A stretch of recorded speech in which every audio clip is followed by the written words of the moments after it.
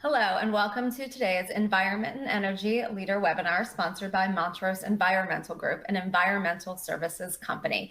My name is Jessica Hunt, and on behalf of the entire team at E&E Leader, we welcome you to Moving Beyond Checklists, from ESG to EHS, the essentials for establishing, designing, and executing audit programs. During this webinar, you will have the opportunity to hear from subject matter experts as we explore auditing and the whole process and highlight essentials to consider when executing individual audits, as well as establishing and implementing an audit program. During today's event, please submit all questions for our presenters using the Q&A widget, which is already open on your screen. The attendee chat widget is for you to converse with other attendees, let us know where you are joining from and why you decided to jump on with us today. If for some reason you are having any technical difficulties during today's event, please follow the troubleshooting tips located in the help widget at the bottom of your console. If you are still having issues after performing those steps, please feel free to give me, send a message to me using your Q&A widget. Additionally, please take note of the resources in the resources tab, as well as the 2 call to action buttons. And E&E Leader, this is something new for 2023. We will be providing a certificate of attendance for all attendees for meeting the specific viewing criteria. And at this point, I am extremely pleased to welcome Jami Patrick, Dr. Michael Green, and Sean Gilday. And I'm going to turn the mic over to Jami and rejoin everybody for the Q&A. Great. Thanks so much, Jessica. And hi, everyone. Good morning. Good afternoon. My name is Jami Patrick. And as Jessica said, I'm with Montrose Environmental. I've been with Montrose for about 6 months now as their Vice President of Sustainability Advisory. I'm joined by Mike and Sean, who will introduce themselves in a minute, but let me just set the stage for us a little bit before we deep dive into our topic at hand. For those of you who don't know who Montrose Environmental is, just a really quick background. Montrose has its roots really in traditional environmental services, stack testing, LDAR, labs, but over the years, we've really strived to become kind of a full service environmental and sustainability consultant for our clients. So you'll see here we have a range of services that we really try to integrate in order to meet our clients' needs under the One Montrose way. Interestingly for me, my background today, coming in as the Vice President of Sustainability Advisory, I do focus mostly on corporate sustainability and climate change needs of our clients. But my background is really anchored in traditional EHS compliance and auditing. So I'm really pleased to be able to facilitate a discussion today that talks about how we move beyond checklists, and from both the EHS and the ESG perspective, we're looking at audit programs that really drive performance and manage risk. So a little bit about the advisory services part of Montrose. As I noted, beyond some of our traditional services, the Environmental Advisory Services Group really looks to work at a strategic level with our clients, understanding their biggest environmental or broader ESG or sustainability challenges, and working with our clients innovatively and with digital solutions in order to determine best fit paths forward. We know that the organizations you're working with and many of our clients are setting very ambitious goals and targets these days around all sorts of E, S, and G issues. So a lot of what we do is work with our clients to understand how those goals and targets can be achieved by implementing programs and plans in-house, and then monitoring the success of those programs, tracking actions, and yes, checking performance through things like auditing to make sure that your organization is on track for meeting its commitments, whether those are traditional EHS or more broad ESG. So on that note, I would guess that many folks on the call are very familiar with the concepts of auditing, and likely more in the environmental health and safety space, where regulatory compliance audits are very common, as well as EHS management systems audits.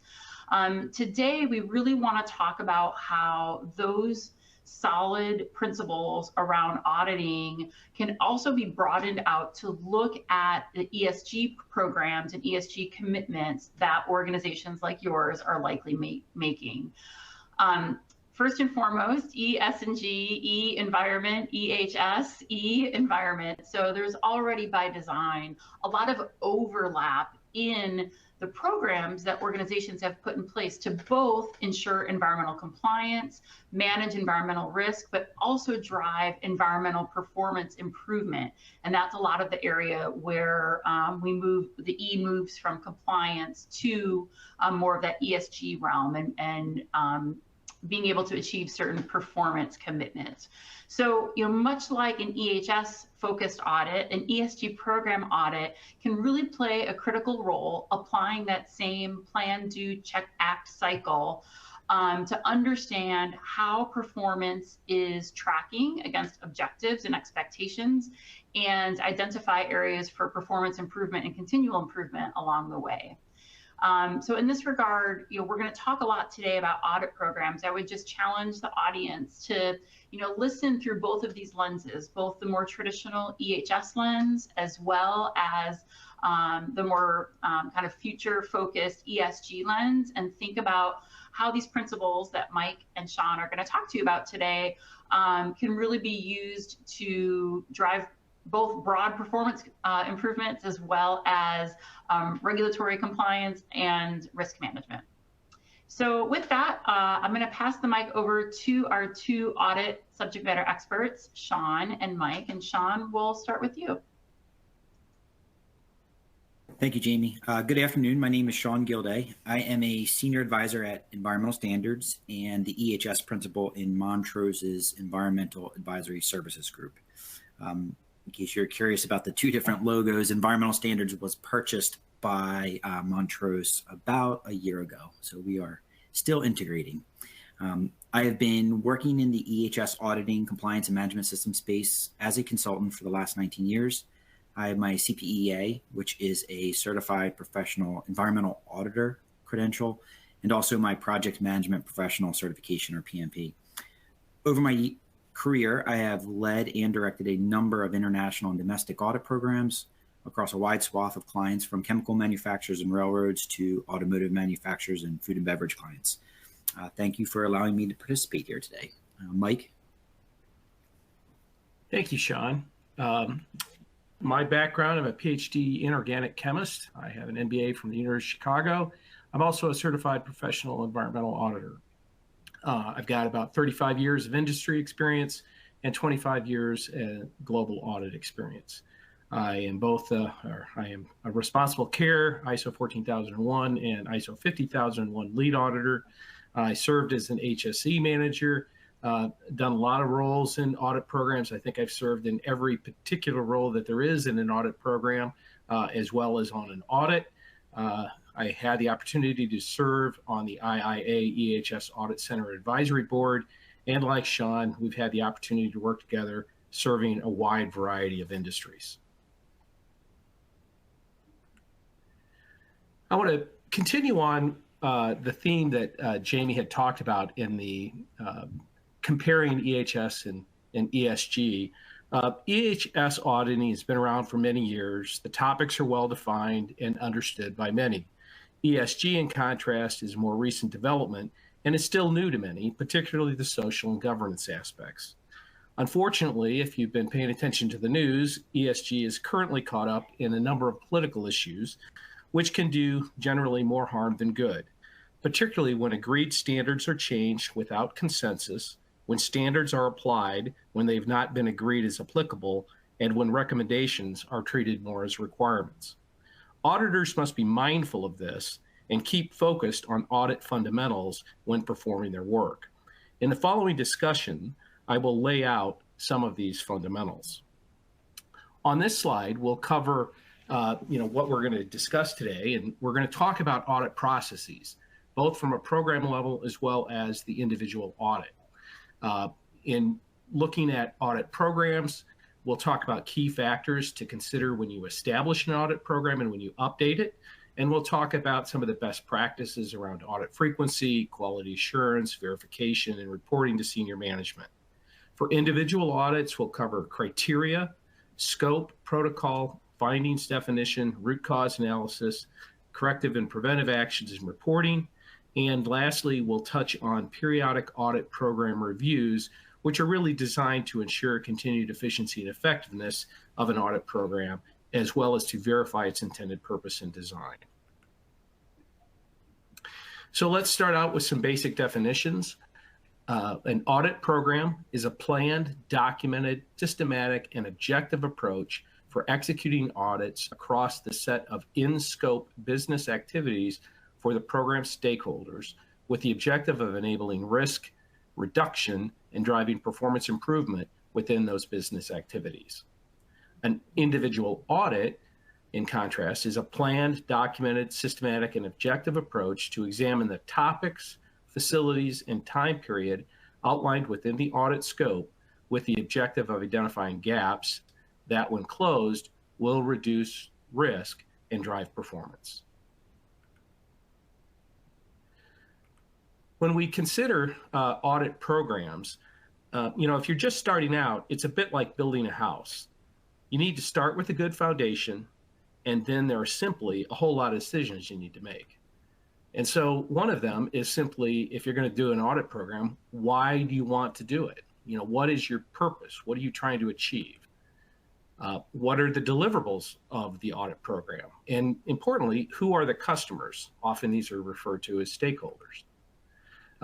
You have to consider the scope, what's in and what's out, right? So in the scope, usually talking about requirements, you're talking about facilities and a time frame. Some basics to think about, always a divide and conquer approach is good. If you're doing it at a corporate level, what level are the audits to be performed at?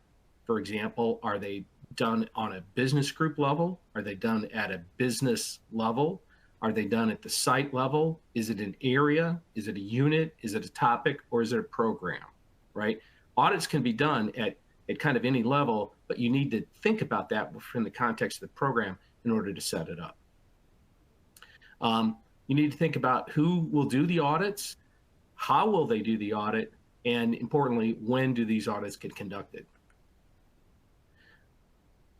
As you complete audits, you want to start thinking about how you need to analyze the information that your program is collecting. And then one of the things to also think about, and I don't think a lot of programs really do this very well, it's how expansive can your program draft corrective actions? For example, if you're auditing across a set of facilities and you see in the first several that you're finding a similar finding at each one, can you actually draft a corrective action that goes out to the other facilities before you even audit them, that addresses this? As an auditor, one of the things that I've always been frustrated by the years is that not a lot of programs address that. And so I have to write the same finding again and again if I'm doing a set of audits. I'd much rather see that a company took the proactive step of correcting a problem that they know exists before we get there. When we look at requirements in a little bit more detail, again, we want these agreed within the audit program and with the audited entity prior to the on-site audit. But you could have audited entity requirements, which are corporate standards, facility standard operating procedures, client specified standards. So this could include ESG program standards. You could have industry codes of practice or framework, for example, in the chemical industry, responsible care, international standards, ISO 9000, 14000, 45000, or 50000. You could have the regulatory requirements, OSHA, EPA, US Coast Guard, DHS, DOT. You could have legal requirements, such as consent decrees or court orders, and then finally also contractual requirements. In terms of audit program planning, Generally, you want a list of risk-ranked auditable entities. You want to have established your audit frequency requirements. You want to understand the prior cycle that the facilities were on and when they were last audited. You want to understand what scheduling issues are with respect to those auditable entities, and also understand what your company emphasis programs are for the coming year. Outcomes of that audit planning process are going to be a list of entities to be audited, during the coming years, an audit schedule, identification of audit teams, and then also you need to think about a process to address changes that come up, like you've bought a new site, and that's going to come into the audit pool. You've sold some sites that were scheduled, and so that needs to be adjusted out of the schedule. The teams need to be reassigned. If we take this down and continue in a little bit more detail, we usually talk about two types of schedules in an audit program. One is the multi-year schedule. It covers from one audit to the next, so it covers a cycle. And it's usually done at kind of a generic level. It's just what businesses or sites are actually done in what year. So you could think of, say, a 3-year schedule, and the list of facilities that you have are put onto that schedule, but without respect to dates. When you get around to the current year, you take that current year and you develop it, and you put that out over the calendar. I'm going to do I've got 12 audits that I need to do. I'm doing one a month, and then you bring it down to when exactly are you going to be doing that in a given month. And then as you get those agreed with the sites, then you need to go on and get your teams assigned. So it's the lead auditor and the other auditors. When you're building the team, you need to think about, are you using internal or external auditors, or a combination? If you're using internal, sometimes people only want to use corporate staff when they do that. Sometimes they don't want to use corporate staff at all. They want it to be site-based personnel, and that's to promote cross-site learning. If you're using corporate auditors, sometimes these can be dedicated. That's all they do.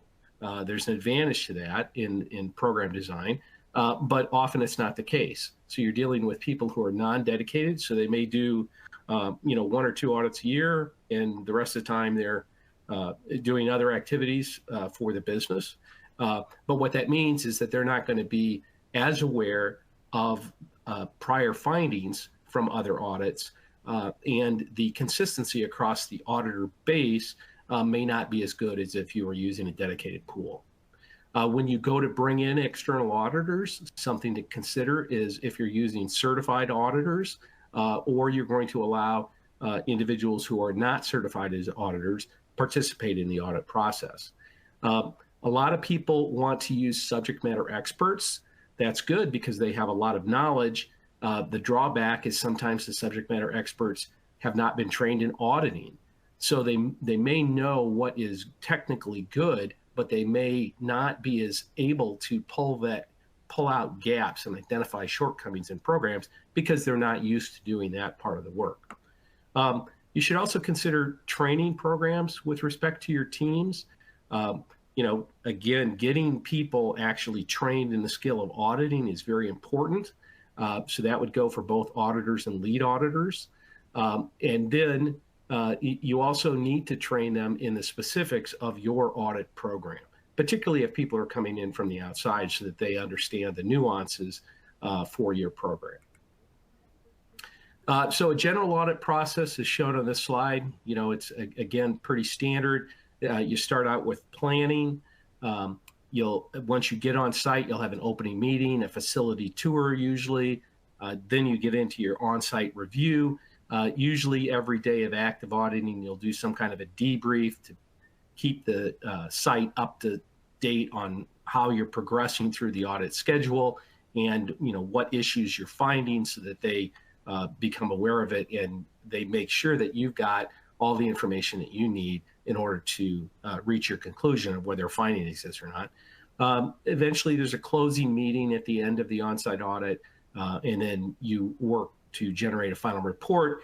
And then if the sites generate actions there's usually audit programs have some type of action verification at the end of it. One of the things that many of us had the opportunity to do during the pandemic was to essentially work on remote and hybrid audits. Now, these allowed us to continue our work at a time when we couldn't travel, and so it was new. And I think by and large, most people had success in developing them and then executing them. And what it really did is require a rethinking of the audit process, which allowed new tools to be incorporated into the audit process for auditors. And as the pandemic wanes, right, the role that these new approaches that we developed, how they're going to go forward in future audits, needs to be played out. I think the key thing is that they offer cost savings and in some instances better work product. Particularly, they can reduce the total cost of audit. A lot of that comes directly from reduction of travel costs associated with repositioning the auditors and keeping them out in the field. But my experience has shown that record review is generally done better remotely than on site if you have access to the same information set. And largely that's driven by the fact that if you're doing a record review off-site, you're not as apt to be distracted by all of the typical activities that go on in a meeting room if you're auditing on-site. Interviews, particularly if you're using the on-camera option, doing a remote audit are similar, and sometimes they can actually be better than if you're sitting there in person. And that's usually because the auditor is usually a little bit better prepared. Again, it's because you're not dealing with all of the ancillary activities that are ongoing during the site audit. Physical inspections are probably the biggest challenge that people brought up when we started to do these. We just wouldn't have the same effectiveness. One of the ways that we solved this in working with one of the clients that we work with is that we adopted a hybrid approach. So we had an on-site auditor that was from the local community on site for every remote audit that we did. And it required us to re-engineer the audit process a little bit so that the physical inspections that would normally be done for the topics that were being addressed by remote auditors were performed by the on-site auditor. So there was an information exchange that had to go on between the remote auditor and the on-site auditor, both in telling them what the physical inspections needed to be and then communicating the results back. The way that we did it, the sample set was chosen by the remote auditor, and the interpretation of the data coming back was done by the remote auditor. The on-site auditor just physically did the inspection and reported back the results. Another advance that I think it was there before the remote audits, or before the pandemic, but we really started to use it heavily during the pandemic. And this is, the aspects, the really productive aspects of file sharing, and more importantly, real-time multi-user authoring of single documents. This is where you can have an entire audit team working on a report simultaneously. If you're not using that in your audit programs, I would encourage you to take a look at it, because it is a tremendous time saver. Having led many audits and dealt with pieces of parts of audit reports coming at me in emails continuously during the audit, having it all there, it really streamlines the process. You can provide feedback to the team. The team generally also benefits because they can see more, particularly junior members of the team can see more senior members of the team's work product as they're going through. And that is a great learning tool for them. And they can actually then begin to write better findings because they've got worked examples that they can look at when they're writing the report. When you get around to planning individual audits, some key things to think about are, again, the scope, which really defines your specific audit objective, right? It's very important to have a scope statement when you're doing an audit and making sure that that's agreed with the site, right? Because then you actually know what's inbounds and what's not, inbounds with respect to the audit. The way that I have always done audits is to work off an audit plan. So it basically details how the scope will be accomplished. We'll talk about a sampling strategy, a sampling and testing plan, and then ultimately both of those will lead to the daily audit schedule. We often talk about hierarchies in our audits. So we'll talk about a program, could be, for example, environmental. We'll talk about elements, an element or a topic could be waste, under the environmental, and then we'll have activities. And Sean will talk about that in more detail as we move through the presentation. Briefly, a sampling strategy, when I use the term, I'm talking about what program elements will be audited at which locations. So if you're doing a multi-unit, say a refinery, right, what elements are you going to be auditing at each one of those units? Generally, you don't have time to audit every element at every unit, and so you're making a choice, and that sampling strategy gives you that. It documents that choice. Those choices then leading to the sampling testing plans, and usually in a sampling testing plan is when you're working out what activities you're actually going to do when you're auditing those elements, and it kind of defines the what, and importantly, the activities define the how to audit. You'll talk about sample populations, how they're determined for each activity that you're looking at, and then getting auditors actually assigned into these activities. And again, all this flows to what is a daily audit schedule. I highly recommend any audit that you do has at least a topical audit schedule for each auditor. It laid out per day in time blocks at least, to kind of give everybody an idea of what actually is going to be done and to make sure that you're allocating enough time to accomplish what it is that you need to.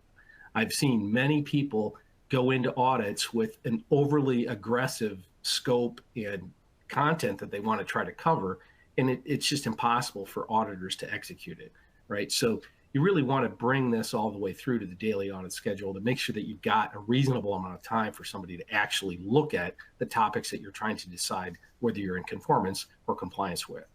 And so the daily audit schedule, in my mind, implements the sampling and testing plan and the sampling strategy. It'll specify when and where a program element will be audited by a specific team member. And again, it basically demonstrates that you've got enough time or you're scheduling time for the auditors to complete, the tasks that they've been assigned. So this just gives you a very simple example of what a sampling testing strategy, a sampling strategy would look like. So if you got a multi-unit site, you got various topics, it's a checkerboard, right? But you just put, some X's to decide where you want to actually look at these various topics. So the sampling testing plan, again, we usually build it at the auditable activity level. So if you think about a program element activity, it's this level that we're scheduling in the plan. There's variable number of activities per element. Okay, so if you're auditing, waste as an element, and then a sub-element under that could be hazardous waste. Then there could be a set of activities under hazardous waste. When you're doing hazardous waste, what actually do you want auditors to look at, right? And then what are activities?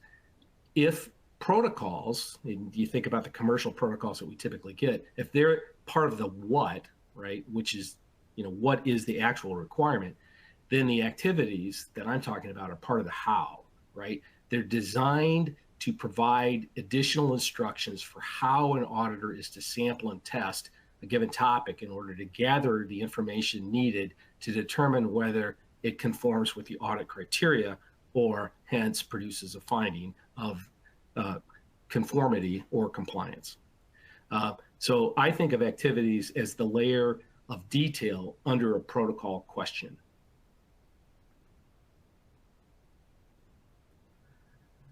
So if we pick a program, element and sub-element, if you want to develop activities under that, what I suggest is you include input from subject matter experts, experienced auditors, and line staff with responsibility for those activities. Gather your existing protocols, gather your existing controls. These could be procedures, permits, training. Take the time to review and discuss so that you can identify the key activities for your situation. What's important for your business to make sure that the auditors are checking so that you can guarantee that your programs are robust with respect to those activities. What constitutes acceptable testing for an activity? Some things to consider are defining your control points. Does it capture the major risk driver? Defining failure of a control point. For example, the failure generates an unacceptable risk. Defining the system failure within a sample set.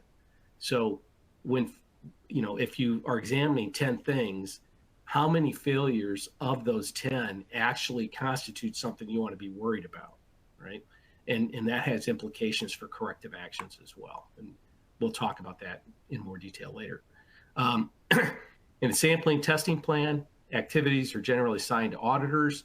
They'll incorporate sample size considerations, realistic time allocations. I think of them as often as a mechanics estimates. So how long does it take for an activity to be performed for one member of the population? Then how many of the population are you testing? You got to compute the time you need to complete that activity then. And then this gets tailored based on experience. But the bottom line is, if it takes time, that time should be reflected on your daily audit schedule. And now I'm going to pass over to Sean to lead you through some more details on activities. Sean? Yeah, thanks, Mike. So for the next few slides, I'm going to provide an example activity-based approach that utilizes the concepts that Mike had just explained. So for example, using a generic audit topic that could commonly be found in either ESG or EHS audits, we might have an audit topic that is established to answer the question, is waste generated by the facility being appropriately managed? Building out the activity approach, we would first categorize the topic by program. So here it's an environmental program, and we're giving it the activity ID of P1. Next, we're defining the element category, which will identify as waste management. And we're assigning it the element code of E1 for the activity number. And then finally, we're going to further characterize this element into sub-elements of the waste management to one or more topics that represent the major activities associated with the waste management element. The first one we have here, so waste stream identification. You can't really do a lot if you don't have all of your waste streams appropriately identified.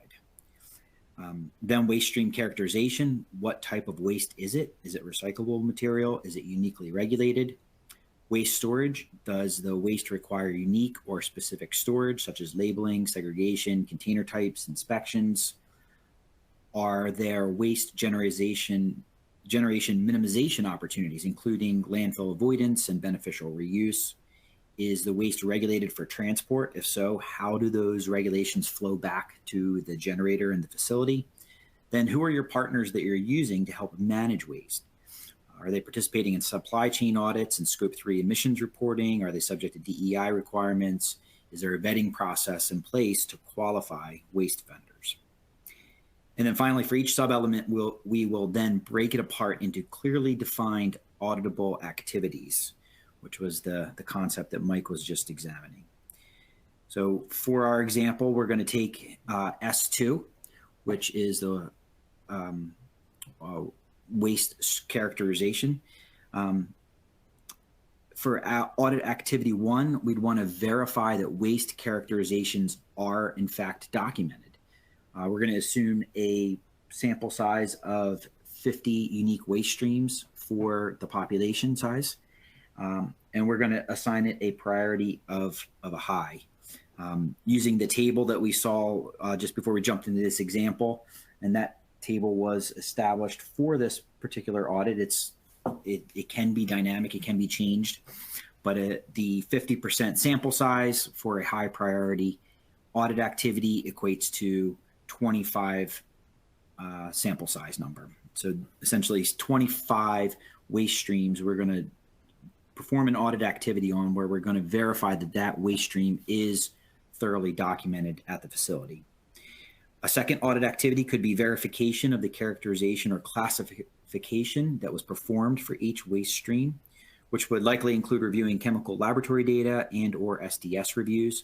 Again, using the example population size of 50 waste streams and assigning this audit activity a medium risk, our sample size table then would have us do a 20% sampling strategy, which comes out to be about 10 individual waste streams that we'd want to review the characterization and classification data.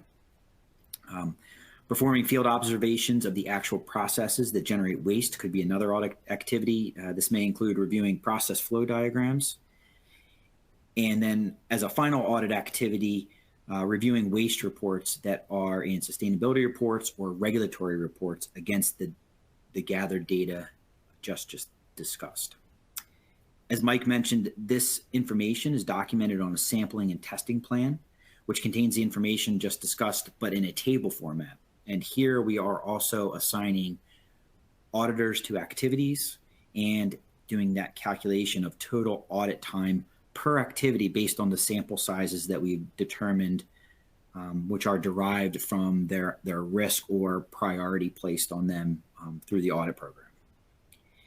And then lastly, we use the sampling and testing plan to create an audit schedule with assigned resources, both from the audit team and from the audited site, as well as daily breakdown of planned activities and other relevant data, including location and documents and records that are needed. And hopefully you can see that the benefits of this approach over a checklist style audits. Often we see checklist style audits that cover everything under the sun and with an equal weight as having the opposite effect, where business critical operations are sometimes missed since there simply isn't enough time to go through the entire checklist. Conversely, checklists that do not contain enough information on business processes and corporate and program risk inputs also tend not to yield a useful product, as they lack sufficient depth on business critical topics. This is in contrast to using this activities-based approach we just presented here, which does incorporate risk and priority. And that risk and priority can be obtained from both stakeholders and operational leaders to ultimately provide a more valuable and useful audit. From a planning standpoint, the pre-audit work to create the activities-based approach has the added benefit that the schedule may be dynamically changed with instant understanding of the effect on the audit and the ability to determine what activities can be trimmed or expanded on if more or less time is provided. And ultimately, where we're going with this is the activity-based approach outlined here lends itself to examining the most important things that you want assurances on are correct in a clearly focused manner.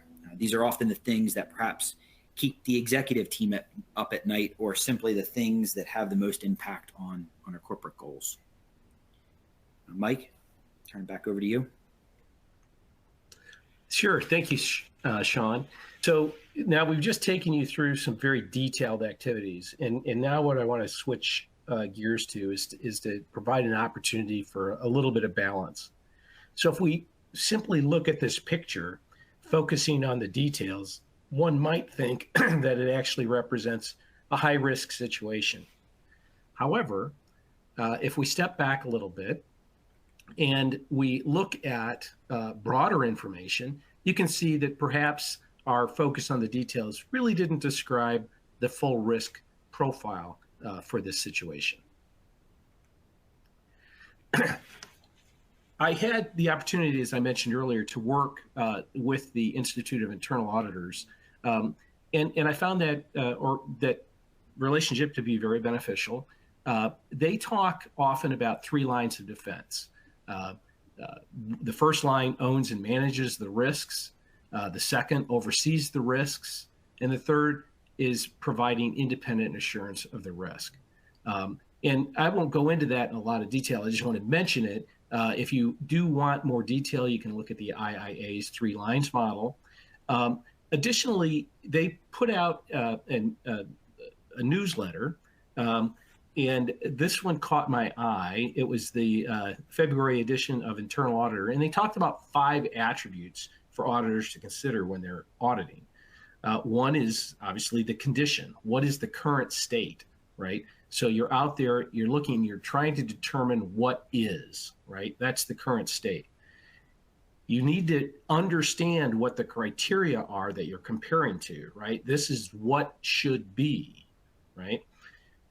One thing that they talk about in the article that people perhaps don't do as well as they could, it's to pick out the effect of, if somebody isn't doing what should be in the current state, what is the effect of that? So it's the so what part of the question, right? And that's important because you really want audit results to be meaningful, impactful, right? So the effect should be something that matters, right? It's not simply that they forgot to, put a comma or they left something that was not really a material risk out. You could point it out to them, but that's really not what we want you to go out there and find. We really want you to go find something that is important to the business, that when it's corrected, it will allow the business to succeed in a better fashion. They talk a lot about whys. Now, in standard EHS auditing, we don't have a lot of time as auditors to look at the whys. I'm going to talk a little about some things we can do, but that's something I think they spend more time on in internal audit. And it's good to read that article because I think it brings up several good points. And then finally, recommendations. So, their point, and I think we would agree with it, it's right, correct the root cause of the problem, not just the conditions. And again, so I refer you to their internal magazine, which is called Internal Auditor, the February 23 issue. So I'm going to move into what I call the powers of auditing controls, right? So what are controls? Controls are processes to provide reasonable assurance of compliance. They provide for direction of activities. They're concerned with prevention of undesirable events. They're concerned with mitigation of events with consequence. And also, what can a site do to detect nonconformances on its own, right? So why would we want to audit controls? Well, if we do that, we can obtain a higher assurance level, and we can allow for more focused risk assessment and management, ultimately leading to overall audit effectiveness being improved.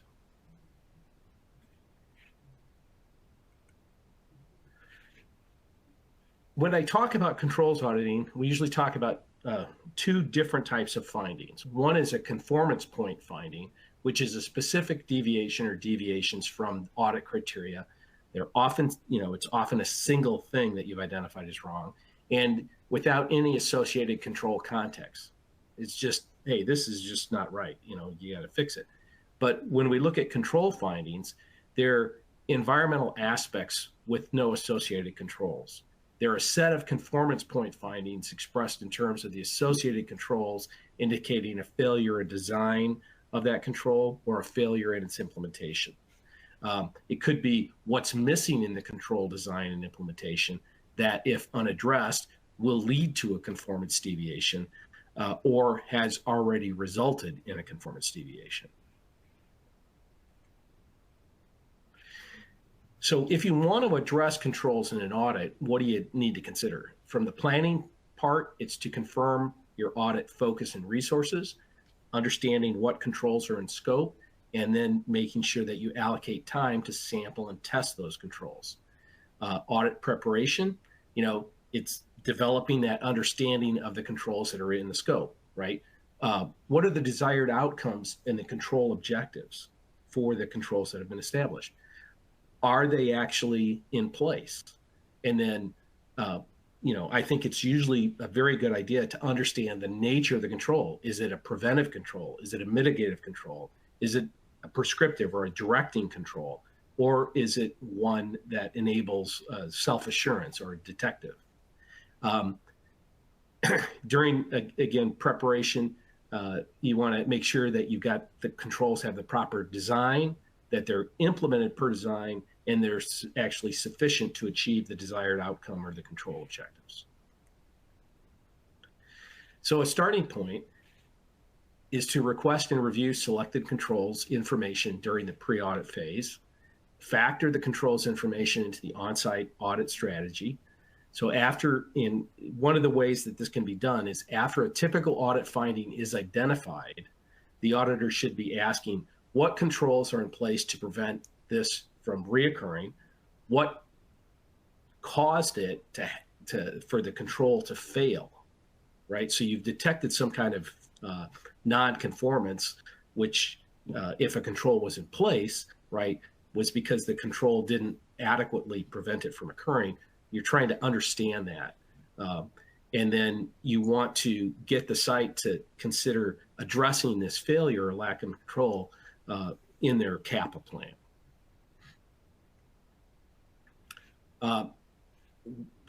A critically important part of an audit is to determine what is a finding, right? So typical definition from, I think it's 19,011, the ISO standard, it basically results from a process that evaluates audit evidence and compares it against an audit criteria. It shows that an audit criteria is not met or nonconformity, right? One of the key things in auditing is to get auditors to make a good call on what is the difference between something that is a suggestion in prescriptive control and SOP and what is a requirement, right?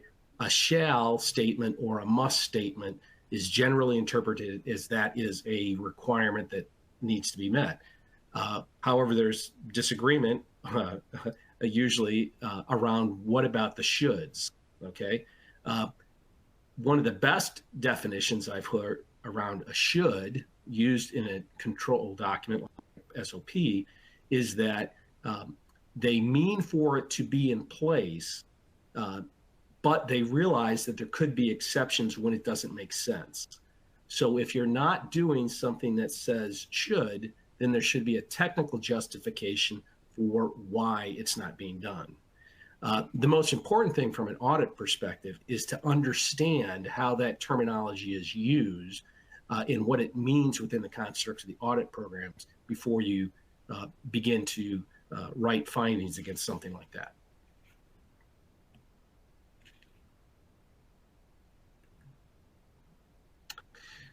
The next thing is to document your findings, right? You really want to focus the finding on the point of nonconformance, and it needs to be written in a manner so that it's understood by the auditable entity, right? Whoever you're auditing.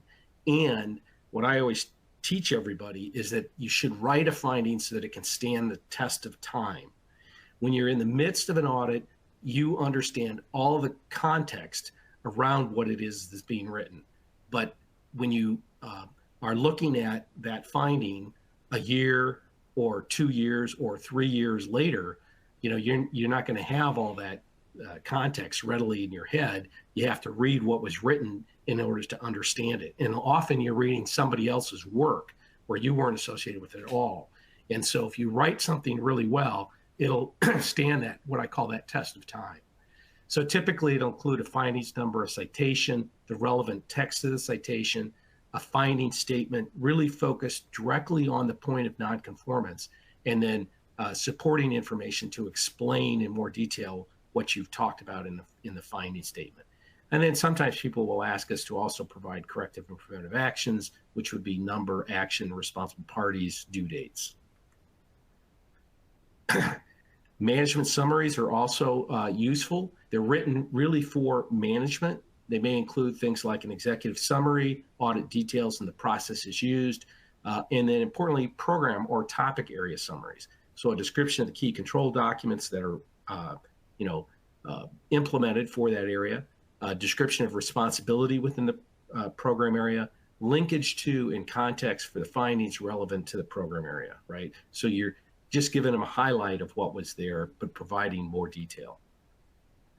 Audit reports, who's writing them? Is it internal? Is it external? Is it the lead auditor? Thinking about due dates for the draft.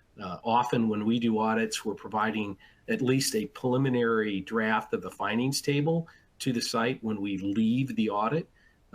We'll have a due date established with the site for the final, so we keep on track, and we'll have a finalization process worked out with them. And again, thinking about the contents of the report, typically in more detail, we'll have some kind of management summary. There'll be a findings table, might be a separate opportunity for improvement table, and then also whether you're providing corrective or preventive actions or the site's doing that themselves.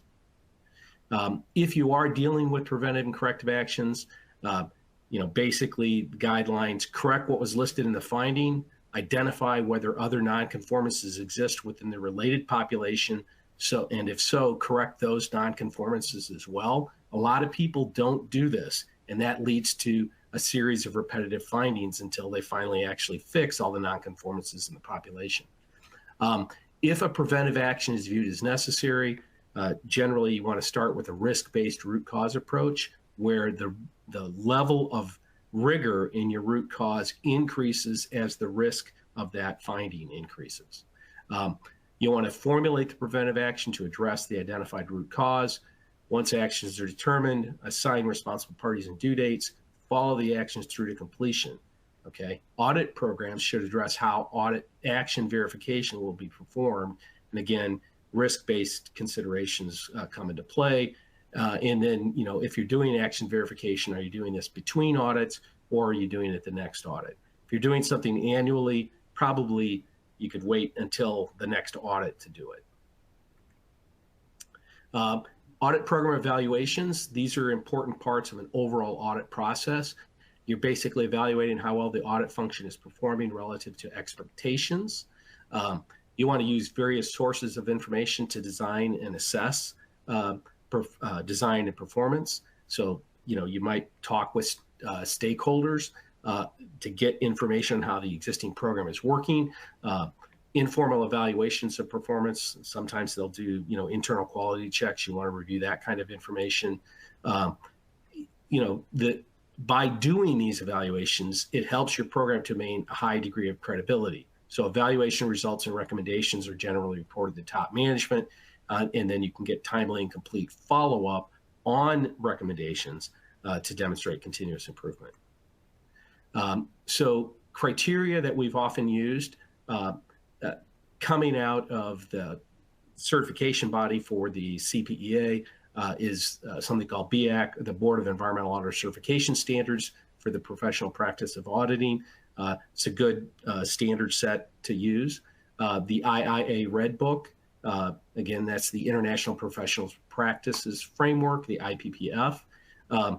ISO 19011, which is Guidelines for Auditing Environmental Systems. There's an ASTM standard, E2107, which is Standard Practice for Environmental Regulatory Compliance. Consensus standard organizations can provide criteria. And then as well as looking at company audit programs, manual or procedure.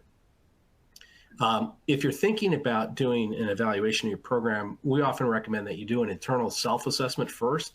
Just find out where you are, because that will help direct what type of resources you actually need to bring in externally if you're looking for assistance. And so this is when you get into then, you could do an internal independent assessment, or you could do a third-party evaluation. You can also do like a peer evaluation as well in these types of assessments.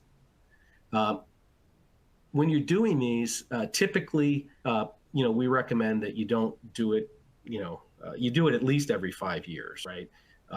Because if you're not, your program's really has a tendency to drift over time, and you're not really staying up to date on whether you're fulfilling all your requirements. This is something that I think with the pandemic, a lot of programs let this requirement slide. So a lot of programs perhaps actually need to take a look at this.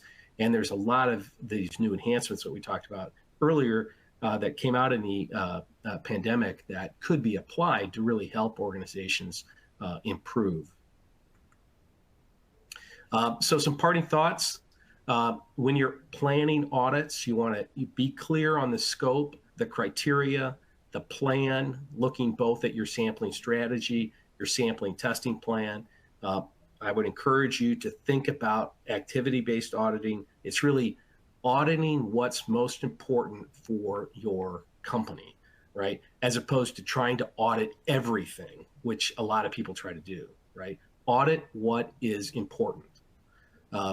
Daily audit schedule, make sure that you're giving people enough time to actually be able to tell you whether you're meeting your own criteria, right? And then think about what you want to do with the audit report, right? Who's it got to go to? What needs to be in it in order to benefit your company? So in my view, I spent a lot of time as a planning manager. To me, it's all in the planning, right? And to quote Stephen Covey, you always want to begin with the end in mind. With respect to controls auditing, I always like this phrase: if an organization has no controls, it has no control, right? Controls that are poorly designed and implemented may introduce unintended risk. Including an explicit controls assessment component in audits will add substantial value. Explicitly addressing controls in audits helps to focus CAPAs to improve the management process and system and not just address the symptoms of the underlying risk and problems. One of the most impactful presentations I ever had the opportunity to listen to use this phrase, and it's basically, as a leader, you get what you accept, right? So if you are thinking that your controls are actually working, right, and you're not checking them, you're accepting whatever status they're in. So I really encourage you, if you are relying on your controls to help make sure that your risk is managed, that you actually look at them during the course of your audits. And then with respect to audit evaluations, audit program evaluations, to return maximum value, your audit programs must be dynamic in design and practice. Your risks are going to shift over time. You need to make sure that your program shifts appropriately to address those. Audit programs must have a laser focus on efficiency and effectiveness, because without it, true performance will be hindered. Start with a good self-awareness of your own audit program if you're going to go down this road. A periodic audit of an audit program is an indicator of a leading edge, healthy program. It should be used to drive improvements. Audit program evaluations and associated follow-up should be leveraged as a means of identifying revolutionary, innovative opportunities. Any questions? Well, thank you to Mike and Sean for giving us such a great overview of auditing. I really do wish we had more time today to jump into a Q&A session with our presenters, but we are almost at the top of the hour. Before we sign off for the day, though, I do want to ask one question for Mike and Sean. If an audit is defined as a planned event, can they be random? For example, surprise visits to a particular location to see workers behaving as they would without prior knowledge of an inspection activity. Sean, I'll go ahead and take this one. That particular type of audit, which is a surprise audit, it can be done. It should be decided to be included as part of the audit program, so that your overall audit program strategy should include that. It shouldn't be a replacement for a normally scheduled audit, however, and I'll give you a specific example. If you wanted to, say, observe confined space entries as part of an audit, those are typically difficult to even schedule during a normal audit. If you do a surprise audit, you probably have less chance of walking in on one actually occurring. You might not be able to see that. So you could miss things that you would normally be able to check during a standard audit. So yes, they can be included, but they should be decided that you're going to include that type of activity at the audit program level.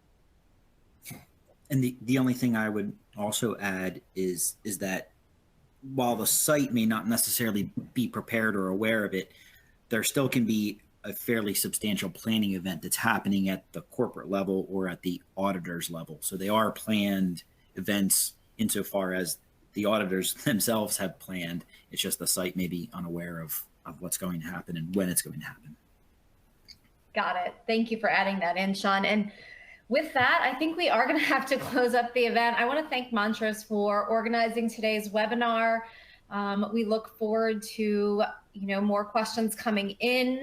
Feel free, if we did not get a chance to answer your question, feel free to submit that in the follow-up survey that's going to pop up on your screen when I conclude today's event. But on behalf of the entire team at E&E Leader, thank you, Jami, Mike, and Sean, for all the work you put into the presentation, as well as your team at Montrose for the work they do behind the scenes. So at this point, I am going to conclude the webinar, and for all attendees who are watching live or on demand, please note that this event will be available on demand within the next 2 to 3 hours or so. So again, thank you for spending part of your day with us, and this concludes today's webinar.